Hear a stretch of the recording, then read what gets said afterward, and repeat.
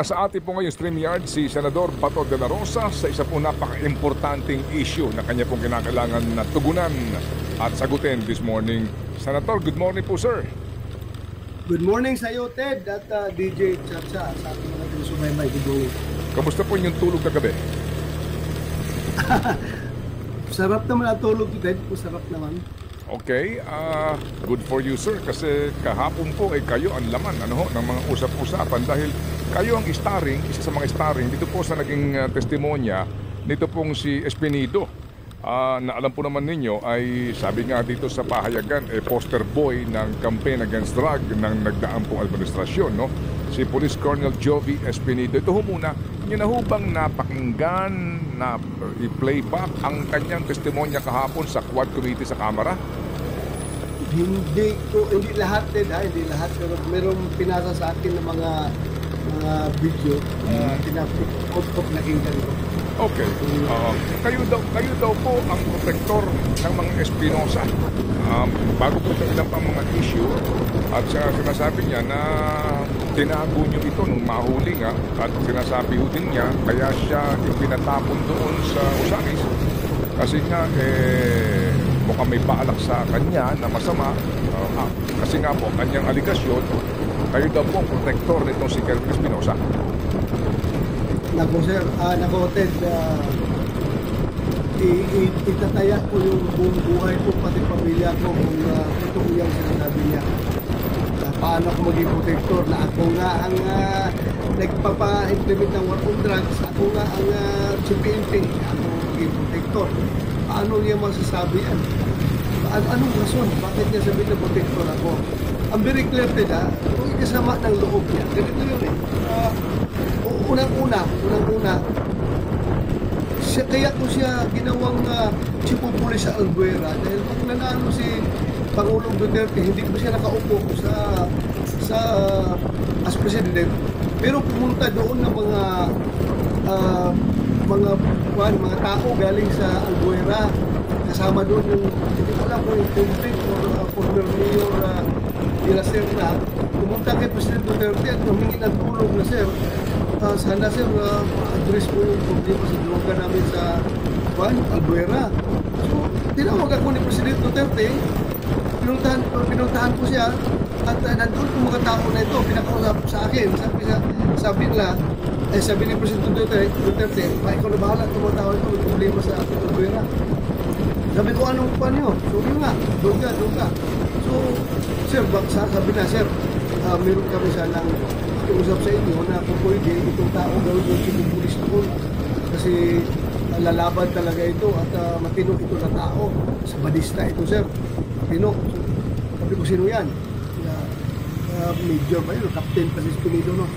O sige, ilagay natin kung pagpupo namin i-assign ko yan doon. So yun nga, tinawagan niya ng mayor si Espinido, binigyan siya po sa akin. Sabi ko, Espinido, si Juan ito, si General Bato ito, gawin kitang chief of police sa Albuera para i-address mo yung problema sa droga doon, banggain mo yung Espinosa drug group at linisin mo yung Albuera sa droga. Yes sir. So yun na, nangyari.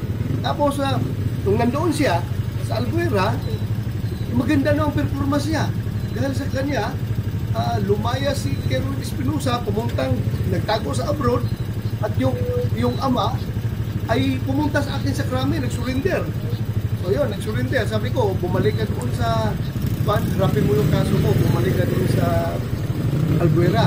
Ngayon, Espinido, ganamit naming intelligence na monitor na doon may mga OFW na nagtumulong sa atin na malukit si Kerwin Espinosa sa Dubai. Dala ako ng tao doon para makipag-coordinate na sa polis doon sa Dubai na dadalhin si Kerwin dito pabalik. So pagbalik dito, alam nga naman, ang kinasama daw ng group guys, hindi tinutubog sa kanya. Itutubog sa'yo na hindi mo man ito operasyon ng EIDG at CIDG na kunin siya doon sa abroad. So, automatic, dito siya sa krami, imbestigahan siya ng EIDG at saka ng CIDG. So, yun ang nangyari, sumama ang loob niya. At yun nga, if you can remember, remember, nung isang hearing nung, isa pa to sa kinasama ng loob niya, isang hearing nung ni Senator De Lima noon na napaiyak pa ako doon sa hearing dahil sinabi ni Kerwin Espinosa na pati daw si Espinido ay humihingi sa kanya ng pera. Yun, sinusuportahan ko niya. Kaya sabi ko, si Espinido na nga lang katiwalaan ko dyan sa pera, tapos yung pala, tumatanggap rin pala ng pera. Kaya napaiyak ako doon sa hearing, kasama ng loob ko. But ito, Teda, pagkatapos ng hearing, pinuntahan ko si Kerwin Espinosa doon sa DIDG Headquarters. Klaro ko talaga, totoo ba talaga kung sinabi mo kanina na sa hearing na si Espinido tumatanggap ng pera. Sabi naman ni Kerwin Espinosa, sir, pasensya na sir, nasabi ko lang yun dahil masama ang loob ko dahil matay yung tatay ko. Di ba remember yung tatay niya sa kulungan, kulungan, namatay, nilate ng CIDG. So, ang sabi niya, nasabi ko lang yun sir, pero sa totoo lang sir, si Espinido, hindi yan tumatanggap. Panya siya, pag tinix ko yan siya sir, na, sir, may kailangan ka ba? Ay, suportahan kita, ano may kailangan mo dyan, may dala kita ng pera. So masagot na si Espinido na mga Bible verses sagot ni Espinido. So hindi pala talagang totoong matanggap si Espinido ng pera. So yun po, nagsimula na yung sama ng loob niya.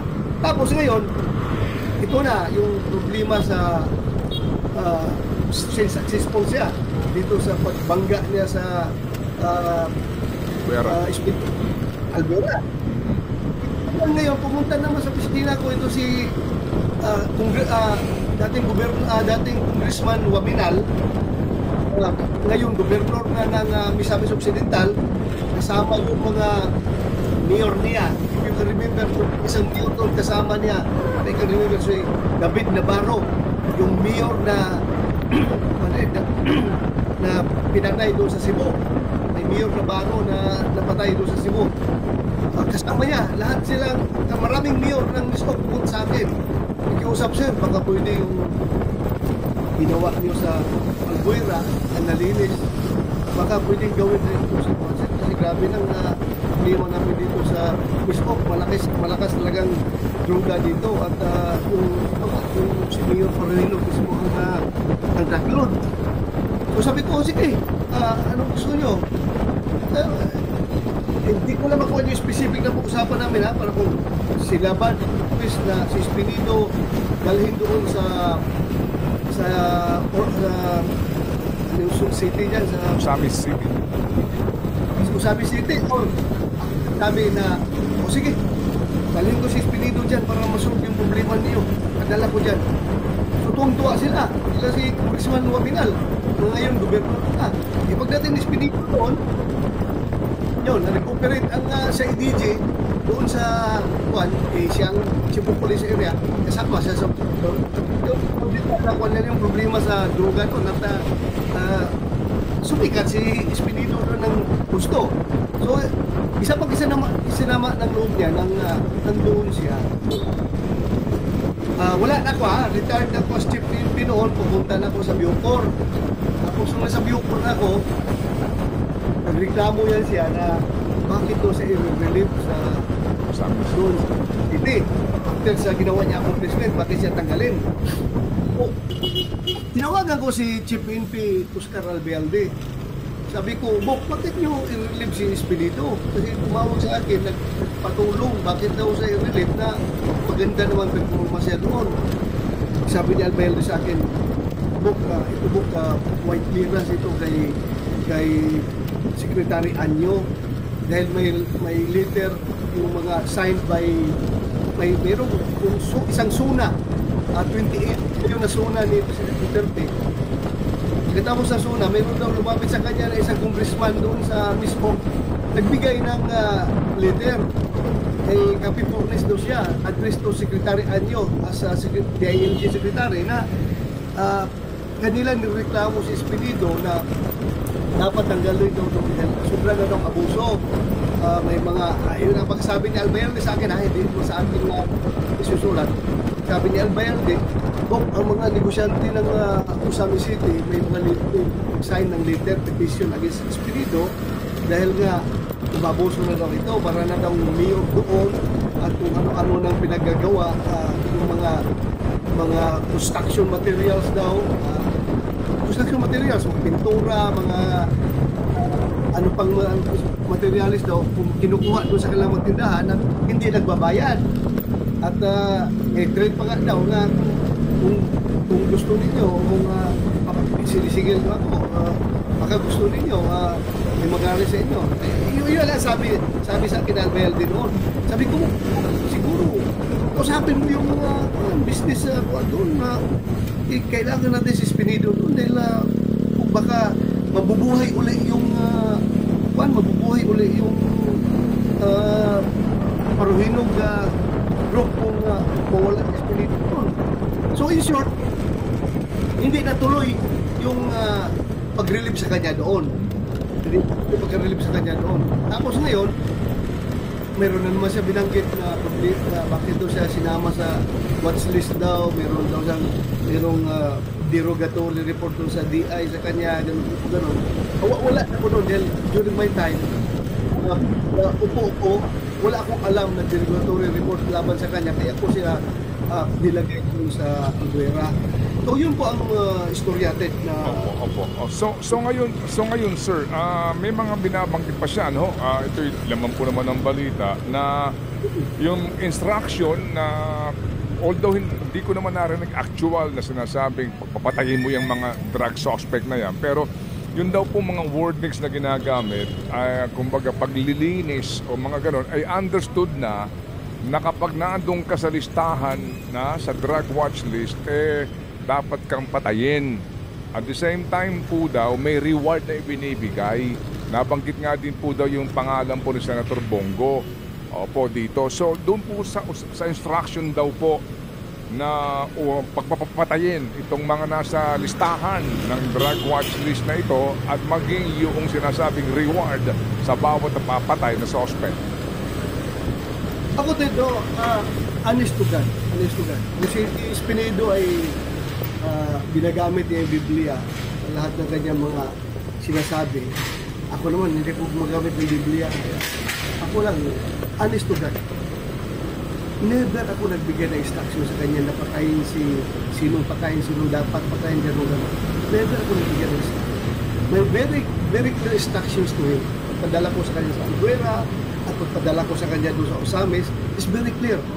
Banggain mo, punta ka doon sa Albuera, banggain mo ang Espinosa Drug Syndicate at linisin mo yung Albuera sa Droga. Wala akong specific instruction na patayin si ganito, gano'n. Of course, kung in the course of your implementation of your duty, treat yung buhay mo, lumalaban yung kalaban, by all means, you have to defend yourself, protect mo sarili mo. Hindi ko na kailangan kanya yan, pulis siya eh. Pero yung assumption niya na pag sinabi ko na tapusin mo yung problema sa droga doon, assumption lang niya na kasama ang pagpatay, ay assumption niya yun. But never ako nagbigay ng instruction na patayin mo ito, kung sinong nasa listan, patayin mo ito, meron kang reward. Cross my heart. Never ako nakapagbigay ng reward kung sino man yung reward na ano yung reward na sinasabi niya. Wala akong reward na binibigay. Kung may accomplishment ka, then I will promote you.